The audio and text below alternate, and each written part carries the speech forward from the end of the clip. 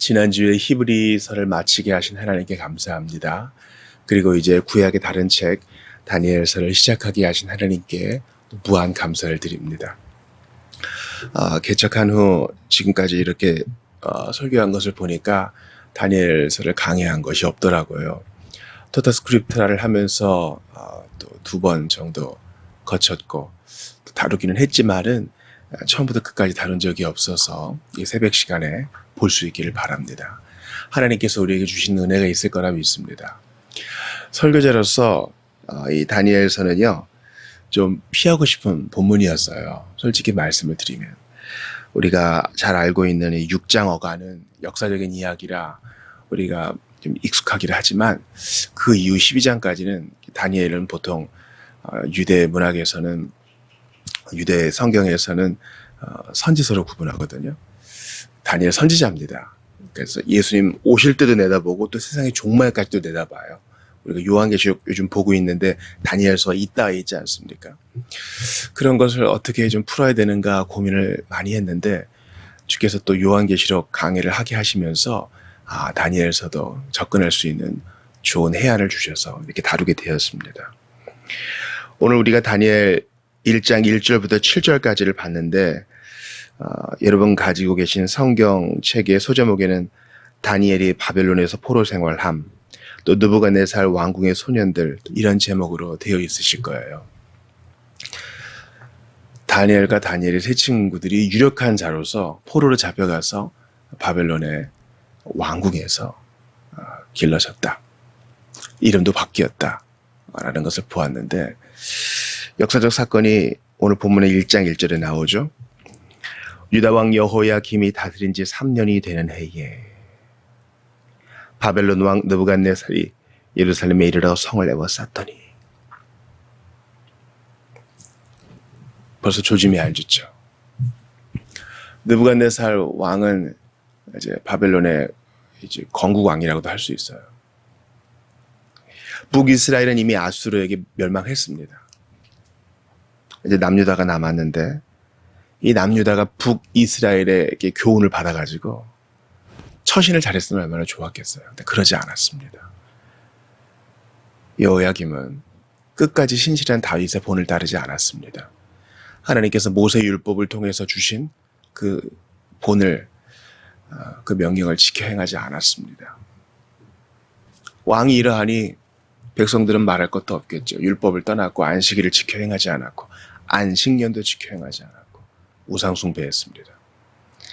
하나님은 이사야와 또 예레미야 여러 선지자를 통해서 경고의 경고를 더하셨으나 남유다는 끝까지 총체적인 배교에서 돌이키지 않았습니다. 그래서 주님이 그들을 훈계하시고 그들을 징계하십니다.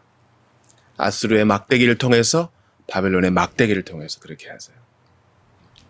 그러니까 이 수직선과 수평선이 나란히 가고 있어요. 함께 이해해야 됩니다. 수직선은 무엇입니까?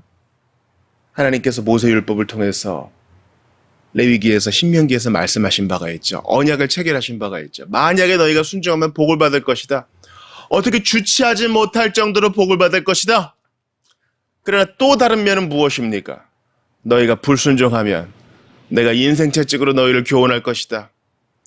이웃나라들이 너를 향하여, 너희 성을 향하여 진을 칠 것이다. 너희 성을 에워쌀 것이다. 너희를 포로로 잡아갈 것이다. 너희는 포로로 잡혀가서 너희 땅 돌아오지 못할 것이다. 그러나 때가 되면 순종하면 내가 너희를 돌아오게 할 것이다. 이게 이미 모세율법에 다 기록이 돼 있어요. 그러니까 이미 오래전부터 경고해 주신 거예요. 여러분, 그러면 알아서 잘해야 될 거 아니에요? 알아서 경고를 잘 받고 처신을 잘해야 될 거 아니에요? 그렇게 될 것 같죠? 우리 인생이 그래요. 우리가 이 본문을 보면서 나를 좀 투영시킬 줄 알아야 돼요. 옛날에 다니엘이라는 사람이 있었고 이런 재밌는 일이 있었네?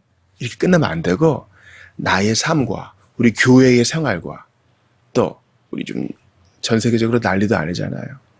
열국의 상황을 투영시켜서 우리가 교훈을 얻을 수 있어야 돼요. 뭡니까? 하나님 앞에서는 아주 단순한 거예요. 주님은 의의 하나님이세요. 의를 지켜 행하면 인자 대신 예수님을 사랑하고 그분을 붙여주면 복이 있어요. 반면에 그분을 떠나면 교회를 할지라도 징계를 피할 수 없어요. 열국은 말할 것도 없고요. 또한 교회가, 성도가, 하나님의 사람이 어긋나면 주님은 안 믿는 사람, 안 믿는 나라를 통해서라도 그들을 사용하셔서 정신 차리게 하신다는 거예요. 여러분, 예수 믿고 일생을 한번 돌아보세요. 우리가 어긋났을 때 주님이 말씀하셨죠. 근데 우리가 그 말씀도 소홀히 여겼어. 그때 주님이 어떻게 하셨던가요? 종종 안 믿는 사람을 통해서 경고하신 거 기억하세요? 힘 있는 나의 상사, 힘 있는 나라를 통해서 주님은 경고를 주시기도 해요. 또 예수를 안 믿지만 나보다 더 도덕적으로 흠결없는 사람을 통해서 부끄럽게 하시기도 해요. 나의 치부가 드러나게 하시기도 한다고요. 우리 주님의 일하시면 참 가히 측량할 수 없어. 다니엘도 보세요. 다니엘서의 기록 목적은요, 포로로 잡혀온 자들에게 위로와 격려를 주려는 거예요. 비록 너희들이 포로로 잡혀왔으나 아주 버림받은 거 아니다. 70년 차기까지 근신하라, 기도하라, 약속을 기억하라. 이거를 교훈하기 위해서 다니엘서가 쓰여진 겁니다. 포로 생활 사람들이 이걸 보면서, 또 포로 귀환의 이후의 사람들이 이 책을 보면서, 아, 그렇구나. 진노 중이라도 주님은 은혜를 잊지 않으셨구나. 요거 기억하시는 거예요. 기억하게 하시는 거예요. 우리도 마찬가지죠. 우리가 우리의 잘못으로 말미암아 주님이 낮추실 때 있어요. 인생차 찍으로 우리를 낮추실 때 있다고요. 그때도 아주 버리움받은 것이 아니라 소망 붙들게 하려 함이 본문의 기록 목적입니다. 2절 보세요. 제일 중요한 선구가 나와요. 주께서 유다 왕 여호야김과 하나님의 전 그릇 얼마를 그의 손에 넘기심에 수평선으로는 어떻게 돼요? 느부갓네살 왕이 군대를 잘 키워서 나라를 부강하게 해가지고 이웃 나라를 다 점령하고 팔레스타인과 유다 땅도 점령해가지고 유다 성전에 있는 거, 왕궁에 있는 거, 귀한 거 다 가져왔다. 바벨론의 신 마르둑 신이 최고다. 사람들이 그렇게 생각하는 것도 수평선이고, 하나님의 시선으로 보는 이 수직선은 뭡니까? 주께서 그의 손에 넘기시며. 나중에 느부갓네살 왕도 정신을 차리죠. 하나님 크신 걸 알고 까불지 못하게 됩니다.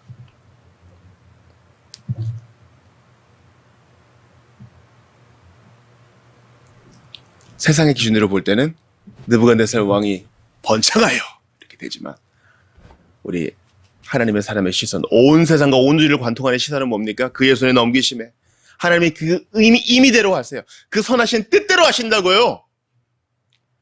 우리가 참 신앙생활 하면서 놀라는 거예요. 아, 주님이 이렇게 일하시는구나. 막 놀라운 거예요. 놀라운 거. 응?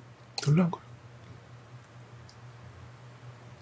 우리가 볼 때는 우리가 졌어. 아군이 이겼어. 주님의 시선은 뭡니까? 그의 손에 넘기심에. 하나님은 당신의 뜻을 위하여 한때는 이자가 힘이 세게 하시고, 한때는 이 나라가 득세하게 하시고, 어떤 개인은 높이시고 어떤 개인은 또 낮추시고, 어떤 자에게는 힘을 주시고 어떤 자에게는 돈을 주시고 어떤 자는 또 낮추시고. 하나님의 이 주권 앞에 우리가 납작 엎드려야 돼요. 난 다 할 수 있어. 나는 지독하게 운이 좋아. 이건 아직 뭘 모르는 사람이 하는 얘기예요. 아직 세상 무서운 걸 모르는 사람이 하는 얘기예요. 하나님 크심을 모르는 사람이 하는 얘기라고요. 이런 얘기에 영향받지 마세요. 아직 몰라 그런 거예요. 하나님이 유다를 느부갓네살에게 넘기셨음에, 지금 이제 1차 포로예요. 1차 포로 때 다니엘이 가고, 2차 포로 때 에스겔과 또 그 무리들이 가고, 3차 포로 때는 또 완전히 또 멸망하죠. 하나님이 넘기셔요. 주님이 진노 중이라도 그 뜻을 이루시는 거예요. 여러분, 인생 가운데 이렇게 고백하실 수 있어야 돼요. 주님, 저의 부족으로 말미암아 지금은 저에게 넘기셨습니다. 저 사람에게 넘기셨습니다. 주님, 저희들의 연약함으로 말미암아 지금은 저희 나라를 저기에 넘기셨습니다.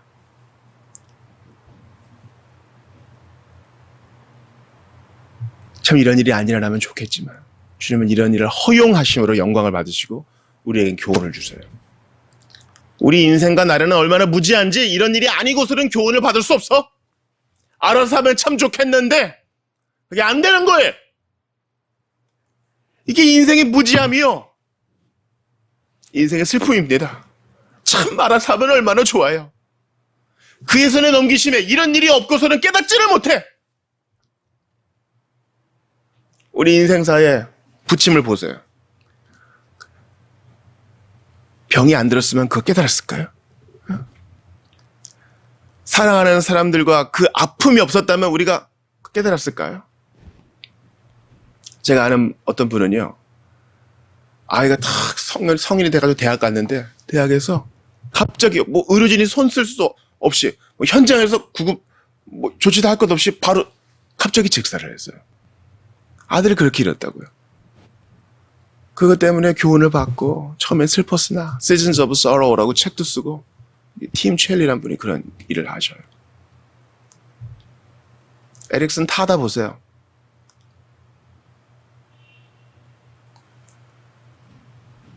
그 선수가 갑자기 전신마비를 당하잖아요.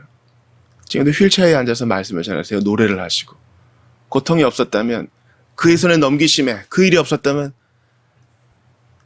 쓰임 받았을까요? 교훈을 얻었을까요? 주님 만났을까요?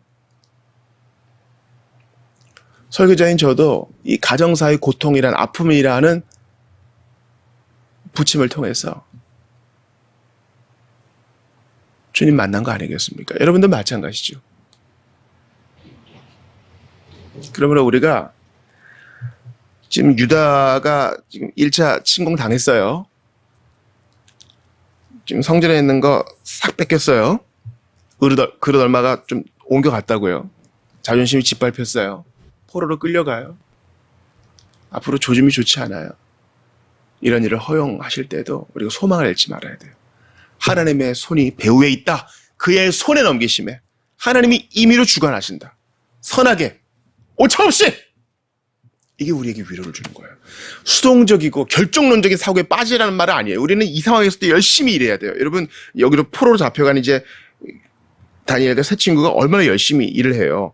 흠이 없고 용모가 아름다우며 모든 지혜를 통찰하며 지식에 통달하며 학문에 익숙하여, 이런 자가 이제 왕궁에서 길리움을 받습니다. 갈대아 학문과 언어를 배워요. 여러분, 이게 쉬운 거 아니에요. 매일의 과업이 있고 외워야 되고 이해해야 되고. 바빌론은 당대의 최고의 학문에 아상을 자랑하고 있었습니다. 거기서 배워야 될 것도 많아요. 고국의 언어를 버리고 새로운 언어를 배워야 되고, 이전의 지식을 또 습득해야 되고, 외워야 되고, 검사받아야 되고, 못하면 혼나야 되고. 수동적이고 결정론적이고 단순히 끌려가게만 하는 건 없죠. 고통 중이라도 열심히 노력하는 거예요. 하나님의 뜻이 있겠지, 거기서 받아들이는 거예요. 거기서 꽃을 피우는 겁니다. 그러므로 오늘의 메시지는 분명합니다. 여러분, 우리의 상황은 그래도 다니엘과 그 포로보다는 낫잖아요. 포로로 잡혀갈 때 타고 갔겠어요, 여러분? 여기 좋은 에어컨 나오는 좋은 버스가 있으니까 이거 타시면 포로지까지 안내해드리겠습니다. 그런 일은 없어요.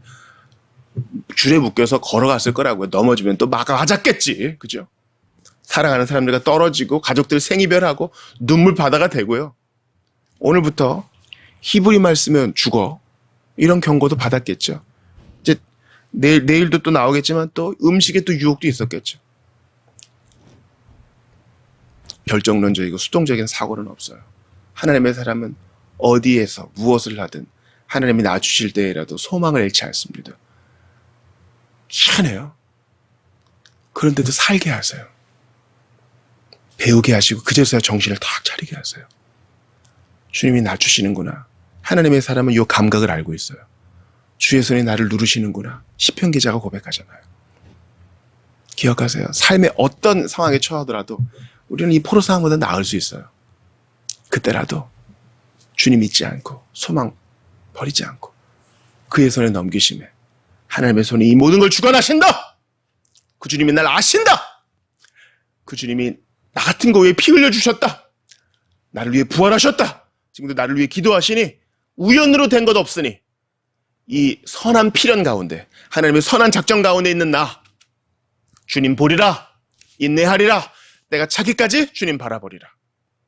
포기하지 않고 눈물 나는 상황 속에서라도 십자가에 달리신 예수님, 빈무덤 박차고 일어나신 예수님, 보좌 우편에서 우리를 위해 기도하시는 예수님 잊지 않고 의지하시는 여러분들 다 되시기를 주 이름으로 축원합니다.